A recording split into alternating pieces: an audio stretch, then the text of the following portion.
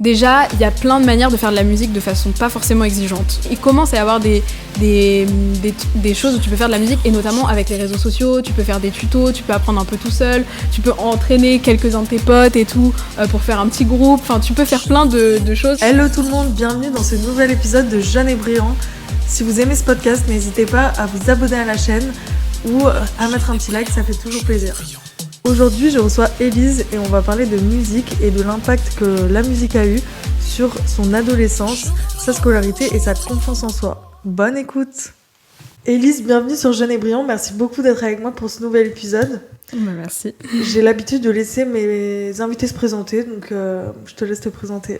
Ouais, et moi je m'appelle Élise, donc j'ai 22 ans et actuellement je fais des études de philo. Je suis en 3e année de licence et là je vais commencer un master. J'attends encore mes résultats, mais ça arrive, voilà. Et puis sinon, je faisais aussi pas mal de musique quand j'étais plus petite, un peu moins aujourd'hui parce que mes études me prennent pas mal de temps, mais voilà. Ok, super. Et c'est quoi tes premiers souvenirs avec la musique ? Comment la musique est rentrée dans ta vie ? Franchement, je saurais même pas te dire mon premier souvenir parce que, en fait, j'ai souvenir d'avoir toujours chanté. Moi, c'était vraiment le chant que j'adorais.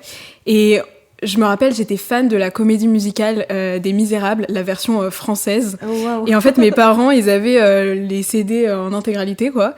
Et moi, j'écoutais ça dans mon salon et je me rappelle avoir toujours écouté ça et je chantais les différents personnages, je jouais la petite fille Cosette, martyrisée et tout. Et en fait, je me rappelle vraiment de ça et mes parents m'ont dit, alors c'est eux qui me racontent parce que moi, je me rappelle pas, mais que voilà, j'ai toujours chanté. Et quand j'apprenais à parler, je chantais, quoi. C'était ma manière de m'exprimer un peu. Trop bien. T'as pas des petites cassettes souvenirs ? Tu sais, les darons, ils te sortent souvent ça. Alors, en vrai, mes parents ont gardé des trucs... on a pas mal d'écart quand même. Toi, il y avait peut-être plus les cassettes déjà, ça se trouve. En vrai, je crois que mes parents ont filmé pas mal de trucs, mais franchement, ça fait très longtemps que je les ai pas vus. Et je sais qu'à chaque fin d'année, ils nous filmaient avec mon frère, ma sœur et tout. Ils faisaient des petits clips de ce qu'on faisait... Parce que je faisais quand j'étais petite, j'étais dans une chorale, enfin du coup j'apprenais des chansons, des trucs, et mes parents filmaient certaines choses, mais ça fait très longtemps que j'ai rien revu en vrai. Ah, t'étais dans une chorale ? Ouais, en vrai, du coup, comme j'aimais beaucoup la musique, mes parents m'ont très vite inscrite dans plein de trucs, et donc j'ai commencé par faire du violon, et je crois que j'ai commencé la chorale et le violon la même année.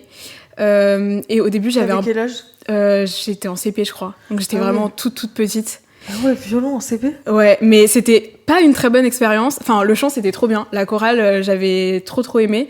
Par contre, le violon, c'était compliqué parce que j'avais un prof très vieux qui suivait une méthode hyper rigoureuse. En fait, c'était dans un conservatoire. Souvent, quand tu fais de la musique, t'as soit les écoles de musique où c'est souvent un peu plus chill, et t'as le conservatoire où c'est un peu plus rigoureux. Et moi, j'étais au conservatoire, et ce prof, c'était un vieux prof un peu élitiste, et il me faisait suivre en fait les exercices de la méthode. Je faisais aucun morceau, aucun truc un peu fun.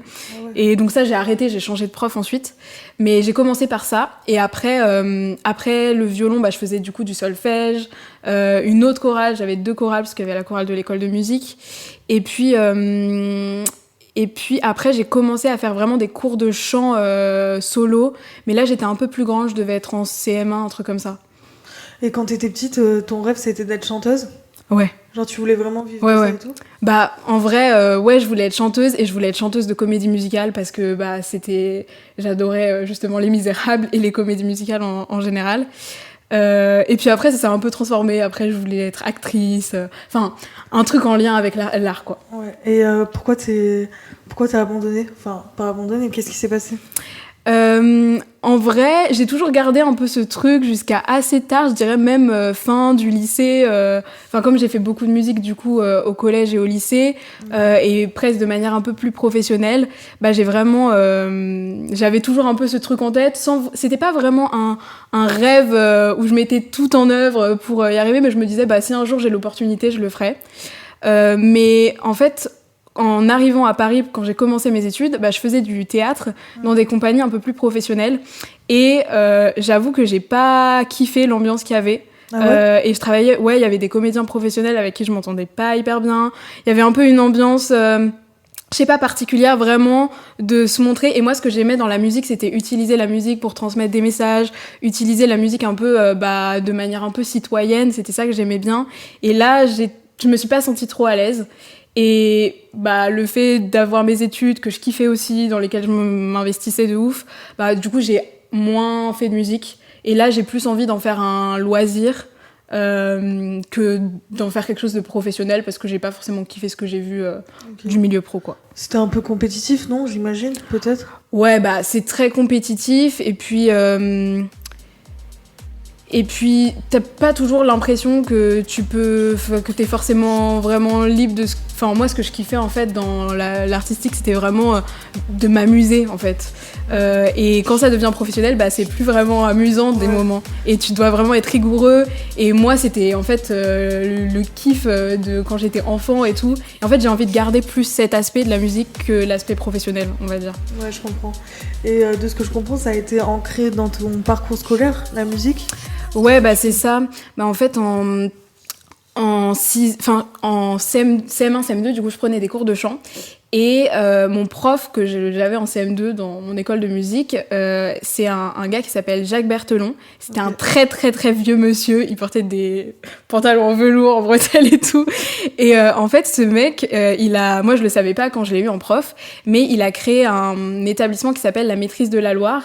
Et en fait, il a fait un partenariat avec le département de la Loire. Toi, tu viens de la Loire du coup? Non, je venais de Lyon. Et lui, il était là, je sais pas pourquoi.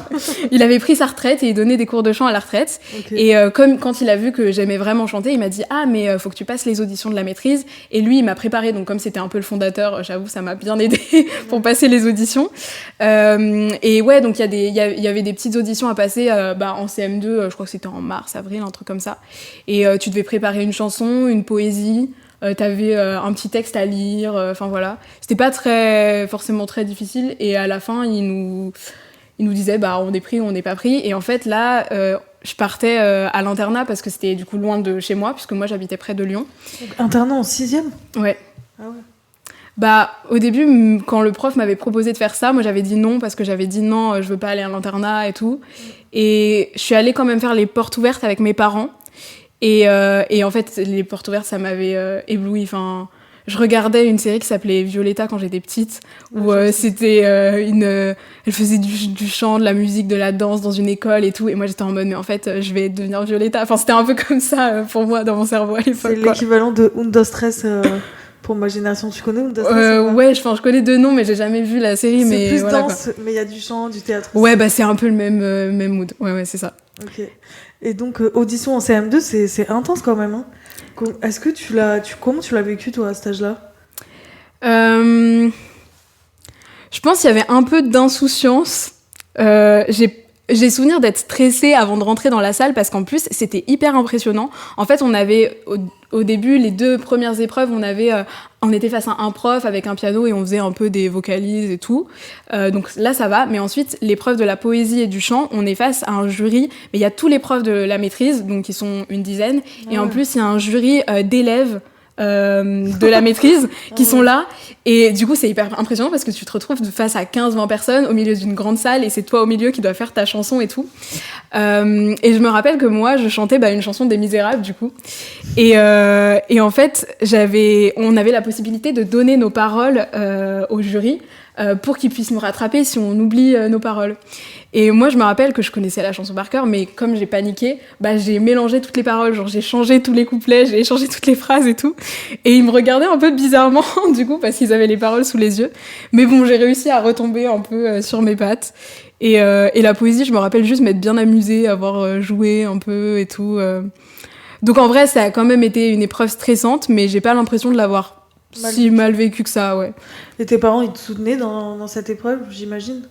Ouais, mes parents, en vrai, quand ils ont vu que j'aimais faire de la musique, ils m'ont vraiment laissé la possibilité. Ça, franchement, j'ai vraiment eu de la chance parce que j'ai vraiment pu avoir des cours déjà très jeunes, faire plein de choses différentes. Quand j'ai voulu faire du chant, j'ai pu m'inscrire pour faire du chant.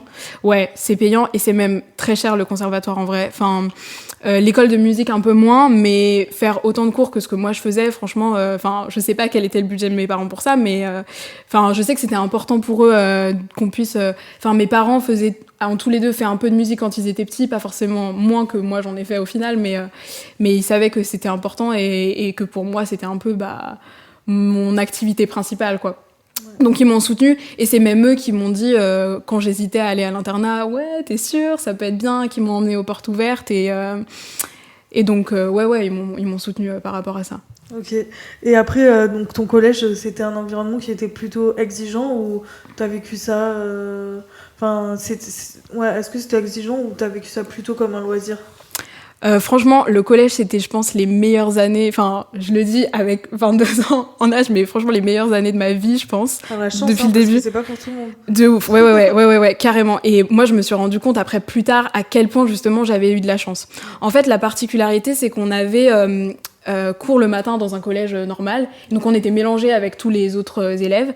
Et l'après-midi, on allait à la maîtrise, c'était un autre lieu, et on y allait à pied tous ensemble. Ah, sympa. Et alors, en fait. Ce qui était trop bien, c'est que à la maîtrise, on se sentait un peu comme à la maison. Genre, on arrivait, on avait nos chaussons, on tutoyait les profs. C'était un rapport qui était complètement différent. Et surtout, on n'avait pas de notes. Et souvent, on a un peu cette image de la musique qui est très compétitive. Moi, ce que j'avais vécu au conservatoire avec mon prof de violon ou même avec d'autres profs. Alors que là, c'était vraiment pas du tout le cas. L'objectif, c'était... Parce qu'en fait, on venait tous d'endroits différents. On était tous... Il y avait des gens qui avaient jamais fait de musique aussi. Juste qui chantaient juste. Ouais. Okay. En fait, la condition, c'est de réussir l'audition. Mais réussir l'audition, pour la réussir, il faut savoir chanter juste et t'as pas besoin d'avoir fait de musique. Alors souvent, c'est quand même des gens qui ont fait de la musique parce que, pour te présenter à une audition quand même, voilà. Mais du coup, il y avait quand même cette ambiance de on a tous un niveau différent et tout le monde va progresser. Et surtout, en fait, on avait un rapport avec les profs qui était ultra privilégié et c'était vraiment un peu des seconds parents, quoi. Ok. Et après, t'as continué au lycée ? Ouais, j'ai continué au lycée. En fait, à la fin du collège, on a le choix. Soit on arrête la maîtrise, on change d'établissement, ou on reste même dans le même. Soit on continue. Et moi, j'ai voulu continuer parce qu'en fait, j'avais tous mes potes. Parce que tu crées des amitiés de ouf. On était une classe entière. Okay. On était 27 et puis des fois il y avait des personnes en plus qui arrivaient dans les promotions, mais on était une classe entière et en fait on était une classe hyper soudée et je pense que c'est aussi pour ça que j'ai si bien vécu le collège parce que j'avais mes potes de l'internat, mais même au-delà de ça la classe était vraiment hyper soudée et il y avait beaucoup de bienveillance et de solidarité, ce qui est souvent pas le cas au collège. Et j'ai vraiment été hyper protégée pour grandir, prendre confiance en toi et tout. Bon, la musique ça aide, mais surtout l'environnement, d'être avec que des gens qui aiment faire les mêmes choses que toi, qui font les mêmes concerts que toi, qui grandissent un peu dans le même environnement, et c'est des amitiés que j'ai toujours aujourd'hui et c'est mes amitiés les plus solides en vrai. Ah ouais ? Ah ouais. Une grande colonie de vacances finalement. Bah ouais, c'est un peu ça. En fait, ce qui était drôle, c'est qu'on n'était pas trop attachés au collège parce que comme c'était un lieu où on n'y était que le matin, en fait, on se retrouve... C'était un peu, tu sais, t'as l'activité un peu chiante du matin en colonie et l'après-midi, t'as l'activité que t'as kiffé où tu vas faire de la piscine, quoi, tu vois. Théorie le matin et ouais, voilà, l'après-midi. Complètement. Et c'était vraiment ça. Et du coup, ça fait que t'as l'impression d'être tout le temps, pas en vacances, parce qu'à la maîtrise, on travaillait beaucoup, mais comme on travaillait d'une manière complètement différente, dans une ambiance complètement différente, c'était vraiment un autre lieu avec une autre ambiance et c'était plus sympa, quoi. Comme quoi ça montre que y a toute une pédagogie autre que être à l'école 7 heures par jour qui est possible, quoi. Ouais. Et tu sais si ça existe ailleurs, si ça a été un peu démocratisé ailleurs en France, la maîtrise de la loi ou... Alors, en fait, il y a d'autres maîtrises qui existent, mais souvent, c'est un peu l'image qu'on en a quand on connaît pas forcément... des quelques maîtrises qu'on connaît, c'est que c'est souvent associé soit à des maîtrises religieuses. Ah, okay. Y a souvent ce truc-là, ou aussi vraiment de former une élite musicale. Okay. Alors que là, c'était pas trop le but. Évidemment, on avait beaucoup de musique et ils voulaient nous faire progresser, mais c'était surtout... nous faire profiter de plein de cours pour qu'on kiffe un peu parce qu'on adore faire de la musique, quoi. Donc c'est pas la même chose. Et là, en fait, c'est un dispositif qui est public, donc c'est complètement financé par le département.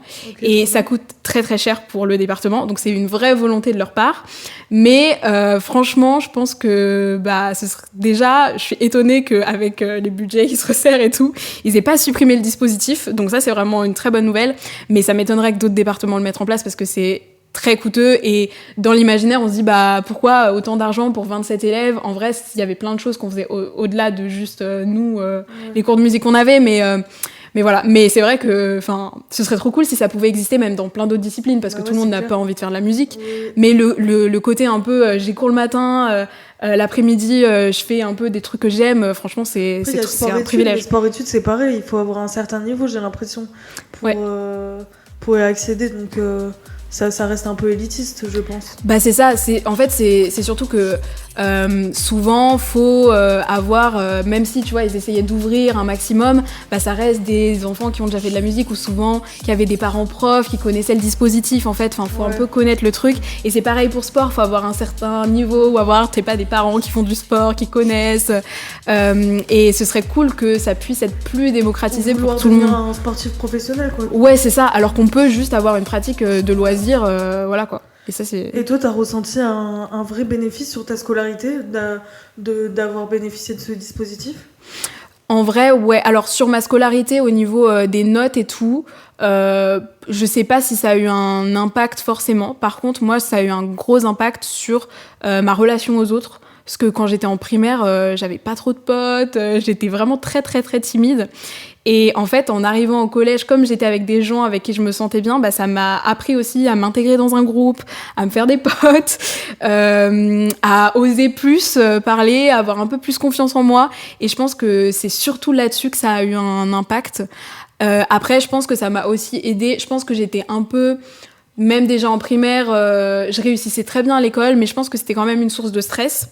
Ouais. Et là, le fait d'avoir que l'école le matin, ça dédramatise en fait tout de suite les choses. Et comme t'as plein d'autres choses, plein d'autres responsabilités qui sont pas que l'école, du coup, tu dédramatises un peu l'école. Et ça, je pense que ça m'a un peu aidée aussi dans la gestion du stress, à mon avis. Ouais. Et comme tu disais, en plus, vu que vous étiez une classe assez soudée, bienveillante, ça aide aussi à déstresser vis-à-vis de l'école. Quand t'es soudé et plusieurs, je trouve que c'est moins dur d'affronter les notes, quoi. Les notes, les contrôles, tout ça. Ouais, complètement. Et puis en plus, moi, comme j'étais à l'internat, en fait, j'avais T'as des créneaux d'études en fait, et on était tous nos potes ensemble en études dans une salle, et on révisait tous ensemble, les spécialistes d'une matière. Moi c'est d'ailleurs ça qui m'a trop donné envie après de donner des cours particuliers, parce qu'en fait j'aidais mes potes qui arrivaient pas en maths et tout, et du coup ça rendait aussi un peu les devoirs un peu plus, bon c'était pas fun non plus, on préférait faire autre chose, mais franchement ça faisait que c'était moins une corvée, que c'était un peu rigolo, et qu'en études on s'amusait aussi un peu, quoi. Ok. Et justement, à l'internat, tu parlais de l'internat, c'était pas trop dur de quitter ta famille dès la 6e ? Alors moi franchement j'étais contente de partir. Ah ouais. En fait je pense que c'était pas tant ma famille, mais en fait j'habitais dans un petit village où tout le monde se connaissait. Moi du coup j'avais fait mes 5 ans de primaire, les gens je les aimais pas trop, je savais que j'allais retourner au collège avec eux, et ça m'a un peu libérée de me dire ok, je pars pour ça fait peur forcément, mais je pars pour une nouvelle aventure, et franchement ma famille m'a pas trop manqué. Ah ouais. Ouais, en fait, c'était un peu... c'est bizarre de dire ça, mais tu trouves un peu une deuxième famille à l'internat avec tes potes, et puis même les adultes qui m'entouraient, qui étaient super bienveillants. En fait, c'est ta deuxième famille, quoi. Ouais. Les surveillants, c'était des jeunes et tout. On créait des relations vachement... on les voyait tout le temps. Le soir, ils étaient là... Et tu crées même des amitiés presque avec eux, ou quand on les recroise. C'est des relations particulières, et c'est pas comme quand t'es dans une famille, mais ça a largement compensé. Mais je sais qu'il y a des gens qui l'ont pas forcément bien vécu. Genre des amis à toi qui l'ont mal vécu ? Dans mes potes, pas forcément, mais j'ai vu par exemple quand moi j'étais en 3e, il y avait des 6e, les premières semaines qui pleuraient un peu. Mais il y a aussi vachement ce truc de toi t'es déjà passé par là, donc nous il y avait les 3e qui venaient dans notre chambre pour dire ouais, est-ce que ça va, est-ce que tu te sens bien, et tout. On avait des parrains marraines à l'internat. C'est vachement fait aussi pour que tu puisses te sentir bien dès le départ, quoi. Ouais. Et tout à l'heure, tu disais que tu avais des responsabilités un peu ailleurs qu'à l'école, avec la musique. Est-ce que tu dirais que justement ça a renforcé cette notion de responsabilité chez toi ? Ouais, moi je pense que ça a vachement influencé ma manière d'envisager mes premiers jobs. En fait, la première fois que j'ai été dans le monde professionnel, parce qu'en fait, on travaillait comme des professionnels sur certains projets. On nous demandait d'être hyper rigoureux et on avait vraiment des responsabilités importantes. En fait, dans le dispositif de la maîtrise, il y a un spectacle qui s'appelle le spectacle 3e, où toutes les promos de 3e le font. Et c'est un spectacle où, en fait, l'idée, c'est un peu de faire un bilan de la scolarité. Et c'est un spectacle que tu fais avec toute la promo. Et tu chantes, tu danses, tu joues et tout ça. Et là, t'as un rôle de théâtre, un texte à apprendre. Il y a que toi sur scène pour chanter. Et ces répétitions-là, elles ont vraiment... t'as vraiment l'impression que c'est ton travail, que c'est toi qui as toutes les responsabilités, à la fois individuellement, mais aussi collectivement, que t'as une responsabilité vis-à-vis du groupe avec qui tu joues. Et ça, je pense, vachement influencer ensuite mes premiers pas dans le monde professionnel, je pense. Ok, et comment tu faisais... Enfin, au début, t'avais pas le trac de ouf? Ce qui est cool, c'est qu'en fait, y a beaucoup de spectacles... Enfin, les premiers concerts qu'on fait, on est tout le temps en chœur. Ouais. Parce que la particularité, c'est que c'est surtout du chant choral qu'on fait. Et du coup, ce qui est bien avec le chant choral, c'est que t'es à 30, 40. Et du coup, si tu te trompes, c'est pas forcément grave. Ouais. Du coup, ça fait que tu t'habitues en fait à passer sur scène petit à petit. Et plus t'avances dans ta scolarité, plus tu vas faire un solo, mais devant un peu moins de personnes. Et puis, en fait, c'est assez progressif. Ce qui fait que t'as pas non plus trop le trac. Après, t'as toujours le trac. Enfin... Moi, je me rappelle, le spectacle 3e, je devais faire un discours parce que j'étais un prêtre fou, enfin, c'était mon rôle. Et j'avais une cagoule et tout, je devais pas oublier mon texte. Et à chaque fois que je le faisais, j'avais le trac, c'est normal.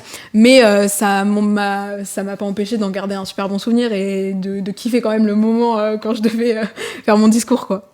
Et tu dirais que tout ça, ça a renforcé ta confiance en toi ? Je pense un peu, ouais. En fait, le fait d'avoir des responsabilités et de savoir qu'on me faisait confiance pour faire des choses, ça, je pense, vachement renforcé ma confiance. Et puis, ça m'a aidé aussi à savoir ce que j'aimais, les rôles dans lesquels moi, je me sentais bien. Et à mieux me projeter, je pense, aussi dans l'avenir, à la fois de manière plus confiante, mais aussi en sachant un peu plus quels étaient mes besoins et mes envies, je pense. Ouais. Et tu disais tout à l'heure que même les gens qui vous encadraient, t'as pu créer une deuxième famille, entre guillemets.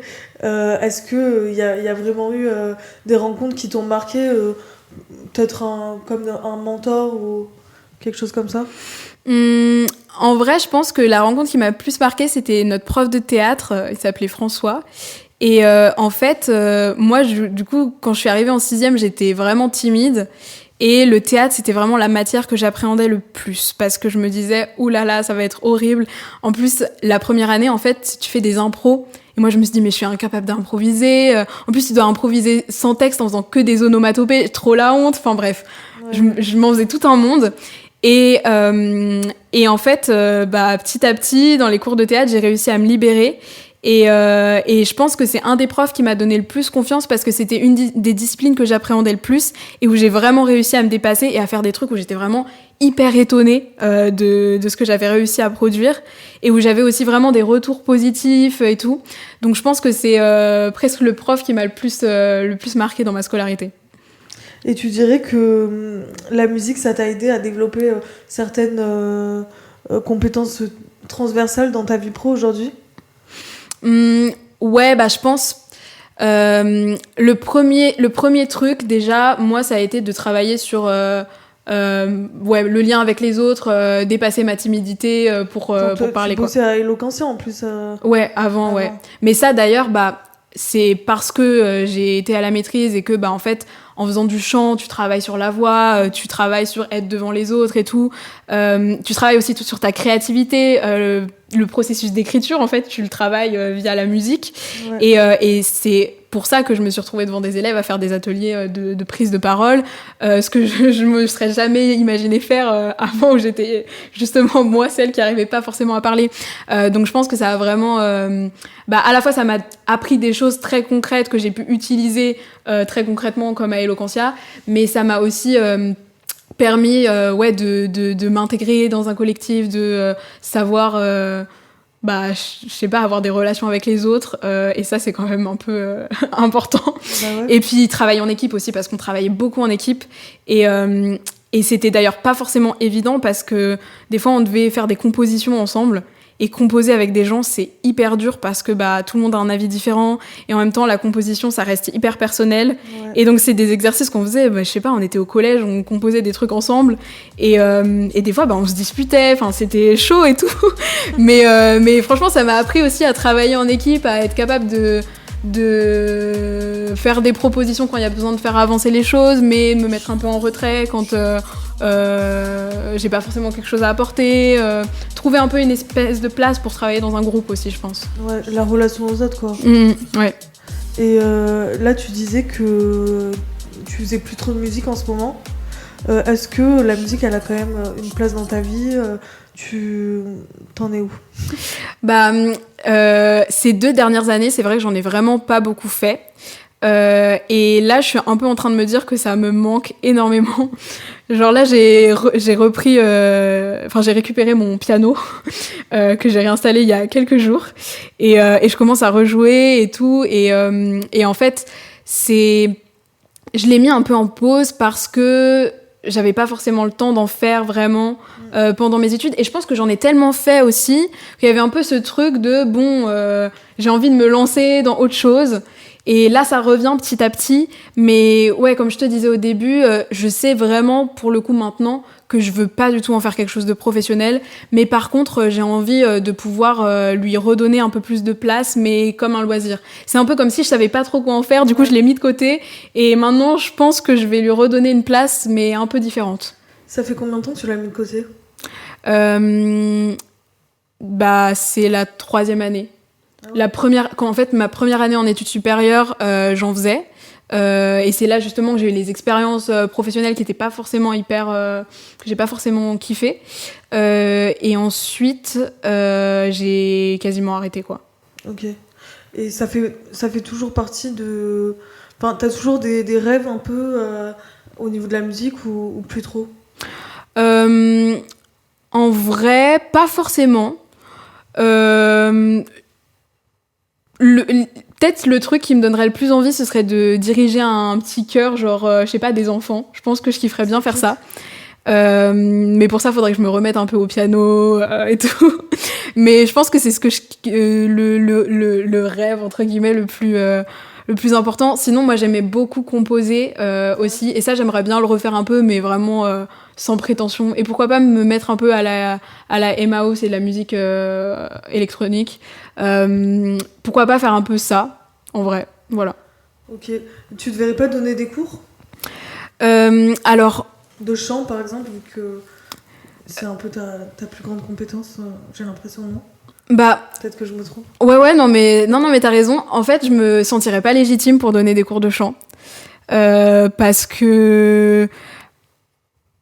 En fait, j'ai l'impression, et c'est peut-être aussi parce que j'ai eu des profs qui étaient vraiment d'un très haut niveau musical, que pour être prof de musique, il faut vraiment être hyper bon et se consacrer qu'à ça et tout. Donc, je me sentirais pas forcément légitime pour faire ça.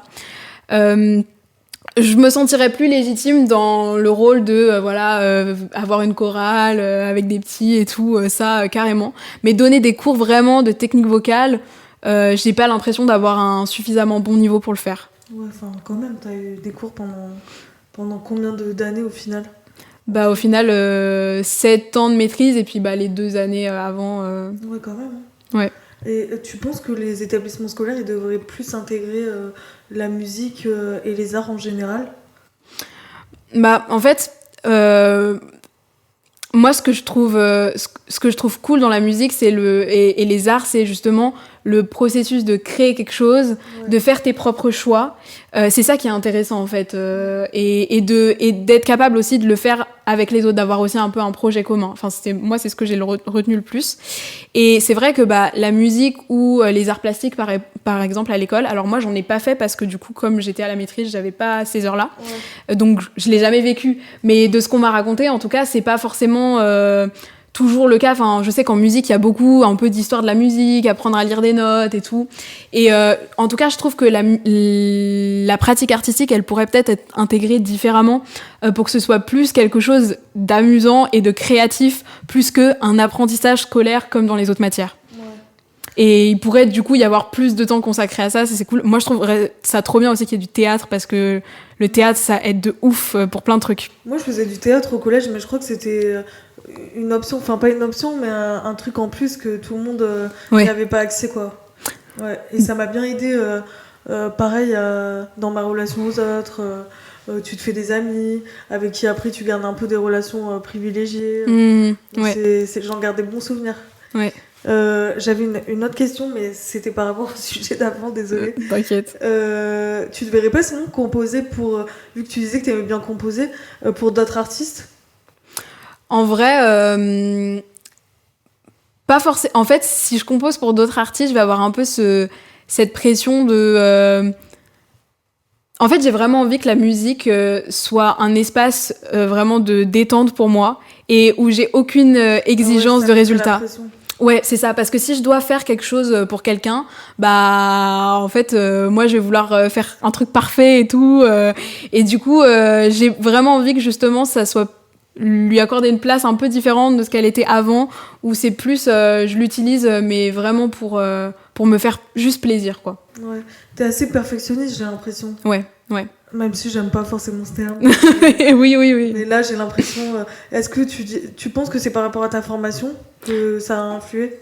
Ouais, bah je pense un peu, effectivement. Bah en fait, déjà, dès petit, quand tu commences à être au conservatoire, et il y avait plein d'enfants qui étaient un peu comme moi, que j'ai rencontrés, où bah...